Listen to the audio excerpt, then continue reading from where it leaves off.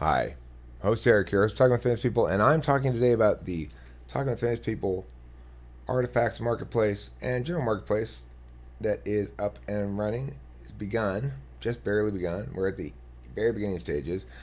People don't exactly understand what the artifacts marketplace is supposed to do, why it will work, and most of the smartest people I've talked to about it have told me they don't think it's going to work and it's a bad idea, or that they're not sure why it would work, or they can think of reasons why it won't. Well, that fact is step one in it working. Step one in this idea of working is that nobody gets it and that everybody dismisses it. It has to be step one. Otherwise, people who got in early and who bought into it for one reason or another wouldn't make a killing. And that's what has to happen. If you want to find an investment opportunity of some sort that's going to make you a killing, it has to be bought into during the time period when other people just don't get it and don't buy into it at all. Now, still, there has to be some reason why you would buy into it, right? There's no reason to buy into something that doesn't make any sense at all. So, what is the sense I'm trying to make with this thing? Well, first of all, I would like to become hugely famous if possible. Am I going to actually be able to do that? I don't know. But one of the reasons why you might choose to invest in one of these collectibles is that the investment in that collectible makes you part of this larger meta art project, first of all. And a lot of the collectibles might be some things made by me. Now, if I'm super famous, obviously, drawing made by me at the beginning of this big meta art project that turns out to work and it grabs everyone's or a large amount of people's attention and it starts to move as a cultural story, not just as an isolated thing. If it does what I want it to do in that regard, then obviously those things will start to become worth a lot of money. And there's a finite number of them. And I'm controlling it specifically in order to manage this aspect of it, the valuings and the collectability and the uniqueness and the certainty of authenticity, the managing of provenance, all that kind of shit, right? So I'm setting the table for if I hit and it works, then everything turns to gold. Now, you might think that's a low probability. Is there actually going to manifest that kind of high level, culturally significant success that would enable the objects to be worth a lot just in and of themselves as collector's objects? Maybe you don't buy that. Fine. You don't need to buy that because there's other reasons why these things might become increasingly valuable. Number one, remember what people really buy when they're buying shit like that. They're buying a story. Yeah, when you buy a piece of art or you buy some handmade thing or whatever, you're buying a story. You're not necessarily buying the object itself for any utility. If you purchase a drawing that I made, then you're buying the story of this marketplace. You're buying the idea that for some reason it's worth it for you to buy this thing. And it could be one of any number of the stories that I tell you as to why it's worth it for you to buy this thing. But note that when an object has more stories attached to it, it develops a certain amount of metaphysical equity. So a an antique piece of some sort that has an extensive provenance and clear documentation and a lot of narrative associated with it is going to be worth more than one that doesn't. These things take advantage of that attribute to build tons of metaphysical equity into each of the pieces, so that the first artifact, which was offered in the artifact market, artifact 0001, is a piece by Neff. Neff's from Sweden. Neff's been on the Raw channel. You can see her and talk to her if she comes back. You can reference her videos and determine that she is who she is as an artist. You can see what her metaphysical process was in generating that piece. How was it came to be? When we first talked about it. And that whole thing is part of the public record. So in that regard, this piece that you have has got a great deal of story behind it. So if you show somebody, you take it to your house and you show somebody, like, well, why'd you buy that? And you can say, well, look, this is what it is. And there's a video about it, and here's another video about it. And it's actually got quite a bit of shit talked about it. It's a pretty significant little piece here at this point. Remember, these videos and the impact upon people in general are cumulative.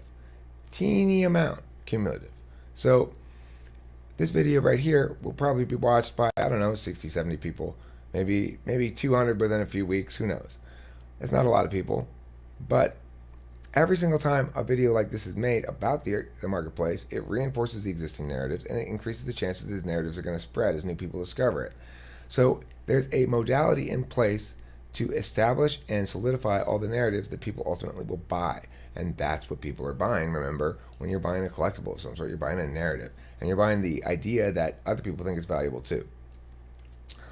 Okay, so understanding the way the mimetic spread of this thing happens is critical. That I have the mechanism in place. I have all the hard parts already set up. I've got this the YouTube channel with a fair number of subscribers. I've got a fair amount of attention. I've got a fair amount of people affording me legitimacy, and therefore my stories have some legs, more legs than any random average person's stories would have, given a lack of medium through which to express. So there's that element to it. That's a good reason to buy one of these things, is that you'll know that with every talk about the marketplace and the artifice of it in general, that the artifact you own becomes increasingly endowed with a metaphysical equity that can, not necessarily always does, but can certainly collapse into genuine monetary value that's substantially more than you pay for it. Now, the other component of why the marketplace is going to work, or you might believe is going to work, is that you can, in fact, resell through this marketplace, no problem. It's designed to let you do that. So if you bought artifact number 2 and you want to try to see, just turn around and sell it right away for $20, I will list it for you at that price. And we can discuss how to do this. The management of selling of these things directly and precisely for the purpose of maintaining the integrity of the system is another reason why it's going to work. So I have a second artifact up there right now, and at some point I will put up a third and a fourth, and that one may continue to not sell for a while, and that's fine. I may even put it as dormant, take it away from being available for sale, but not remove it. It's number 2 forever. That's never going to change.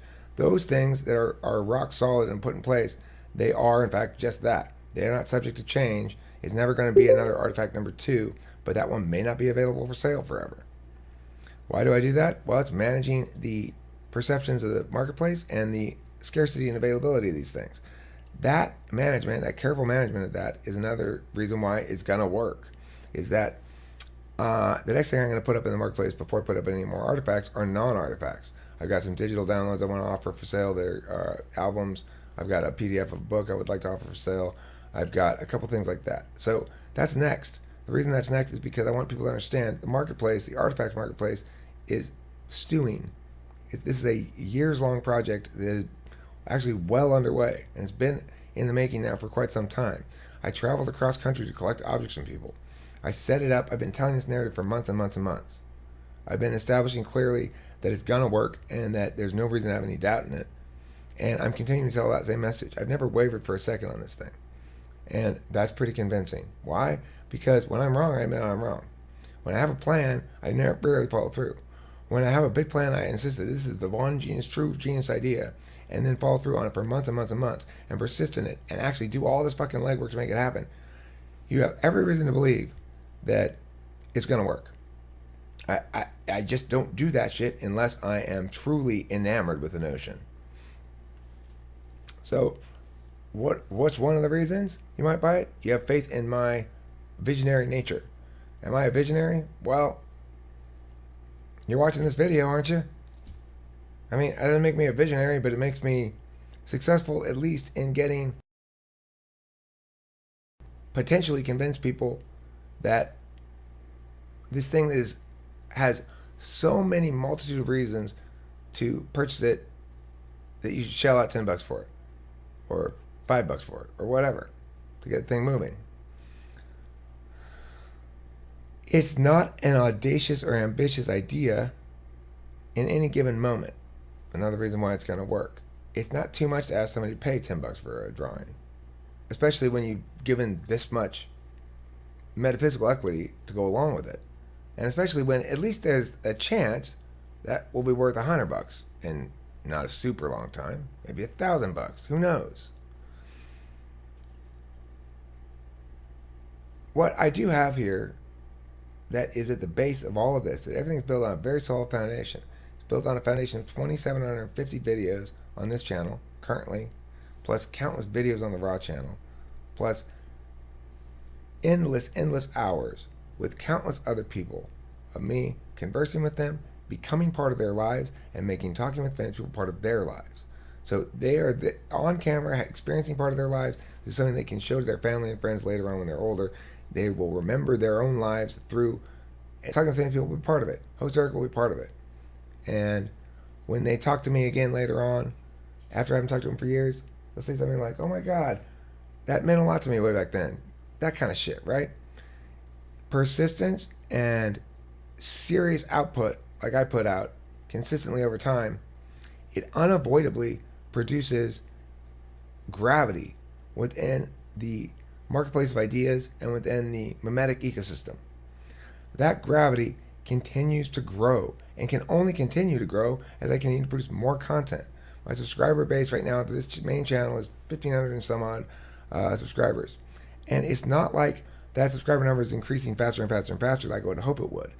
But I get the clear sense that we're nearing a tipping point where it's going to start to do that. The Raw room tends to fill up a lot more than it used to, and there's a lot more genuine enthusiasm for it. There's a clear understanding of what it's doing in terms of identity construction and such, and all that shit links in with this. So when you purchase the metaphysical equity of an individual who's made an object for this meta project, they've already put their weight behind it. They said, I might not buy something from this, but I'm going to spend hours working on something for you, Eric, to help you succeed in this.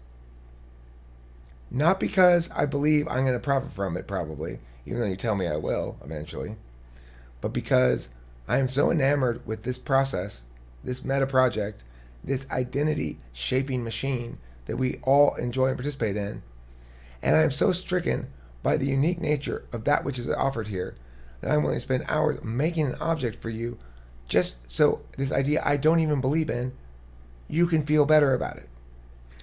That's a pretty fucking powerful indicator it's going to work. If I can get people all across the country to make objects for me to sell and give them to me to sell, and not under any sort of particular conditions, but just, well, of course I want you to have that, Eric. Do you think maybe it's possible I'll be able to get somebody to buy one of these objects? Especially after I've transubstantiated with the fiery map-cast flames of Jailer's truth and ensure that the object has magical powers which have yet to be revealed. Now, for some of us, this might be our only way to segue into magical thinking. Another reason why you might want to buy one of these things. Maybe you're a rationalist and you have no other means to get magical in life. Well, this is a good way to do it. You need magic in your life. You can't have everything be all logic. God. You need some form of God. Whether it's almighty, one monotheistic God, whether it's demigod Yailer, whether it's Entropotriples, God of stumbles and confusion, whether it's Actron, God of quality and objects, whether it's Curtis, God of text and of naming of things, whether it's the beholder, she who determines quality in art. It doesn't matter what your gods are or who your God is. What matters is that you have magic in your life. And if we are interacting with the reality through only a logical framework, we do ourselves a deep disservice. So, one of the reasons why this is going to work is because it's a magical spell that I've cast. I'm a pretty good time wizard, so it's pretty much guaranteed to work.